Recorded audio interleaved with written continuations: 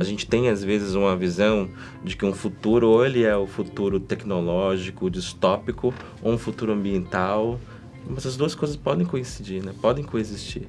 Então, fazer essa troca de diferentes tecnologias é importante e gerar uma conversa global. It's not that they have to live together. And I think our challenge is how do we ensure that these things live together in a way that is actually positive for the planet as we go forward.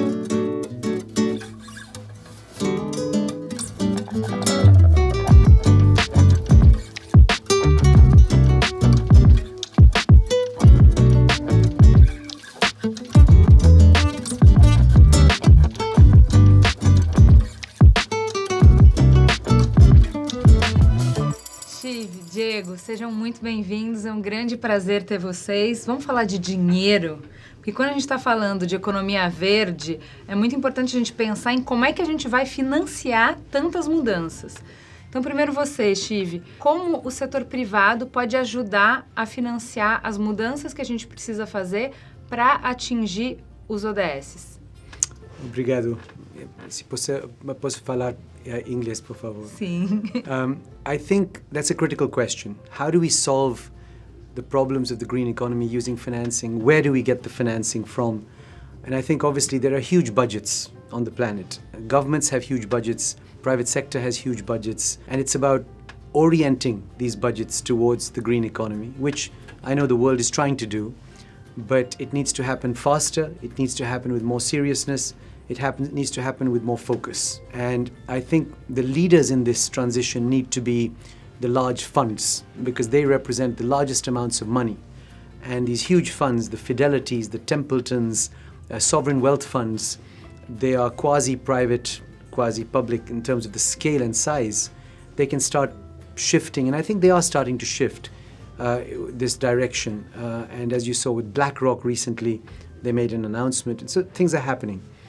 But I think much more important and equally important, let's say, is the financing into the small and medium-sized enterprise sector. Because 90% of the global economy is still led by small and medium-sized enterprises and companies and people all over the world. And how do you finance them to be green? I think that's the critical question. And that therefore requires smaller investors to also make it part of the criteria and standards where there can be some standards adopted which set a certain positioning where then the funding can flow in. Because there's lots of money available, but unfortunately I think it's not very easy and clear how do you measure what you're investing in. Vocês dois já atuam supranacional, já atuam de forma global. Como a gente pode inovar, transcender, transformar para a gente sair do modelo que a gente tem hoje, que só pode nos levar até onde a gente já foi, e ir para um novo modelo que nos permita alcançar os ODS. Como a gente coopera globalmente? Que mudança é essa que a gente precisa fazer? Acho que principalmente inclusão. A gente precisa incluir mais pessoas nesse debate. A gente vê aqui nas Nações Unidas o quanto, mesmo sendo um espaço muito diverso, não tem ainda todas as vozes sendo escutadas. E quanto mais a gente trouxer outras vozes, mais inovação a gente vai trazer. É um processo natural. Trazer as diferentes perspectivas. A gente fala, por exemplo, dentro das ODS, da questão ODS 5 de gênero. Imagina um mundo em que a gente, de fato, possa escutar o que todas as mulheres do mundo estão falando. Vai ser um mundo completamente diferente, tenho certeza disso. Então, trazer diferentes vozes, acho que é fundamental nesse processo. Garantir que a gente tenha fluxo de informação para que no supranacional e no local as informações sejam, de fato, trocadas e sejam absorvidas e implementadas. E, acima de tudo, eu acho que uma inovação que ainda dá para dizer que é inovação, que é respeitar os direitos humanos. Quais são as transformações que a gente precisa fazer em termos de mentalidade de negócios, de estratégias de negócio, para que seja possível que a gente alcance os ODS? I think a mindset change is fundamental. I think the old mindset of sort of free enterprise and capitalism as being focused very much on the shareholder returns, I think that has to be changed and upgraded. Sort of capitalism 2.0 or free enterprise 2.0, which is much more inclusive, as you said, much more open to innovation, much more open to listening, because at the end of the day, the planet is now almost 8 billion people, and if we don't do that, It's a very young planet in many countries. Some countries, the demographics is older people. So I think it's really, we need to think more and more as global citizens, as one planet, and how do we solve the problems of the global commons, like climate change. If it's not that if I do something right in just one country, I can solve the whole problem for the planet. I can't. I need to make sure that India, Brazil, China, USA, and Africa, all these countries work in a coordinated manner to solve these problems. And in terms of business, which is the question you asked me, I think business needs to fly alongside this. Business cannot drive its own path and think only about its own personal interest, because I think that's very short-sighted. Unfortunately, a lot of the business structures are short-sighted. Quarterly reporting and, making sure every year you're meeting certain numbers and things like that. So I think that whole language has to change, where you're reporting not only on your quarterly results, but also your quarterly impact and your quarterly influence and your long-term impact, long-term influence. I think the customers on the planet, which is the 8 billion people, and the governments have to demand that and not just accept the old-fashioned way of doing things. And not because it's a nice to do, it's because we have to do it. And if we don't do it quickly, all of us are going to be in a hot soup, which will affect every single one of us.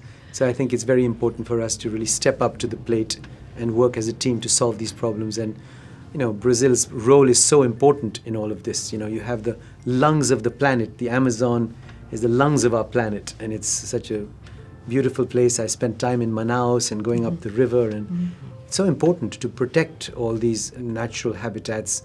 At the same time, the country has to grow. The poor people need food, they need water, they need, all of those things. So the question is, how do you solve this balance?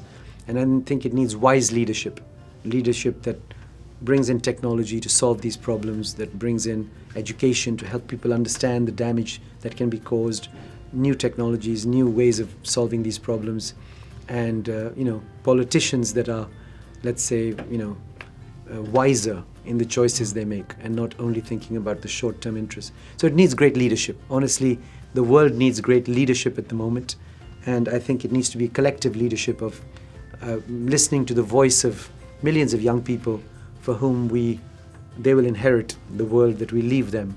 And so that voice is very important. Pois é, mas hoje, você está falando que o Brasil tem um papel importante. Hoje a discussão no Brasil é se a gente vai furar petróleo na bacia amazônica. E de um lado a gente tem, vocês não querem o desenvolvimento do país, o desenvolvimento da região, e do outro lado, vocês querem acabar com a Amazônia? O que está acontecendo? Vocês não entenderam o tempo, a urgência climática? Eu acho que uma forma da gente responder isso é como que a economia verde pode gerar prosperidade e uma vida boa para todos? Eu acho que principalmente, quero pegar um gancho que o Shiv, na verdade, estava falando, que era como que a gente traz liderança, né? Mas também ambição. Acho que a gente precisa, e os nossos líderes políticos precisam trazer ambição para o debate. Sem ambição, não adianta você liderar num processo ou outro, porque você vai ter um limite, né? Você chega num teto que você não consegue ultrapassar. Então, no caso da Amazônia, por exemplo, ambição é abandonar o petróleo, né? Ambição é propor para o mundo inteiro, agora na Assembleia Geral, por exemplo, será que o mundo não quer ajudar o Brasil a tornar a Amazônia o primeiro lugar em que a gente não vai ter perfuração de petróleo no planeta? E construir conjuntamente nessa coordenação entre os diferentes países, entre os negócios, entre a sociedade civil, um acordo comum, um plano de trabalho, um esforço nos próximos 5, 10 anos para tornar a Amazônia não um santuário, porque eu não acho que é um santuário, mas desenvolver a economia da Amazônia de uma maneira que as pessoas que moram lá realmente consigam mostrar para o restante do mundo que é possível. Então, a Amazônia, para mim, é um grande exemplo disso, mas precisa de ambição. Como grandes financiadores que vocês são, eu queria encerrar com vocês falando assim, para quem hoje tem um bom projeto que pode nos ajudar na direção de algum ODS, o que ela precisa saber para buscar financiamento? Acho que primeiro estudar os próprios ODS, entender quais que são os caminhos que são possíveis, né? Porque tem gente que talvez quer pegar todos os ODS, né? Então, assim, buscar qual que é o seu nicho, qual que é a sua contribuição, é a questão de meio ambiente, é a questão de oceanos, é a questão de gênero, por exemplo, se aperfeiçoar nisso, né? E construir sua rede de outras organizações, criar essas conexões, combinar diferentes ideias e trazer isso para diferentes financiadores. I think there are lots of great projects on the planet. To me, there are two key critical things for great projects to get funded and to succeed. One is great entrepreneurs. Because when someone believes in a project deeply, they will sell it till they're blue in the face. Even though people tell them it's not going to work, it's going to fail, they still say, no, it's not, no, it's not. And that great entrepreneurial energy, to me, is the key. And Brazil has many great entrepreneurs, as do many other parts of the world. And the second thing, I think, is a marketplace. A place where these entrepreneurs can talk to people to actually raise the money. And why does Silicon Valley work so well? Because it has both. It has entrepreneurs and a marketplace with lots of capital, infrastructure to put those things together.